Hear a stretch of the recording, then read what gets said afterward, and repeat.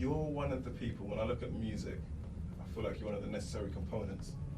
Your ethos to how you see things and how you developed yourself as a artist who delivers quality music. I've heard the phrase you say about gatekeepers and power. Could you elaborate a bit more on that type of concept? I just think music is changing in terms of the gatekeepers and the powers that be.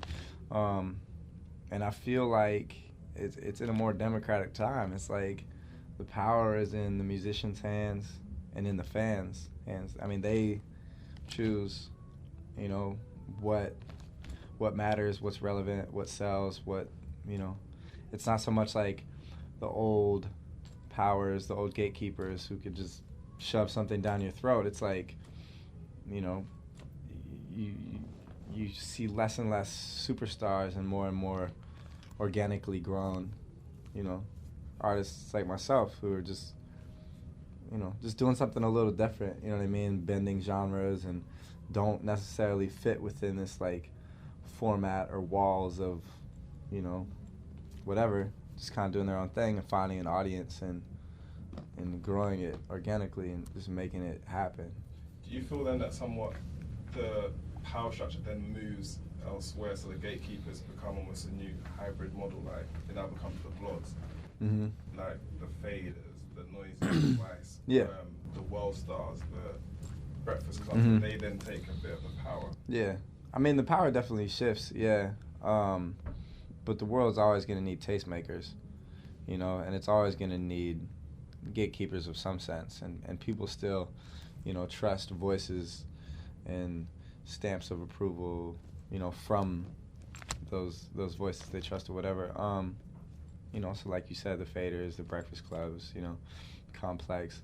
But, you know, again, it's like it goes both ways. It's like it's no longer only on the tastemakers or the higher ups or the powers that be to like tell the world what's hot. It's like people are finding out for themselves what they like, what they don't, and they're gravitating towards it. It's not so much just waiting to be told. You know what I mean? Voices will always help shift and help, you know, help add steroids to, you know, if an artist does have something going on. But it amplifies it, but it doesn't control it as much as it used to.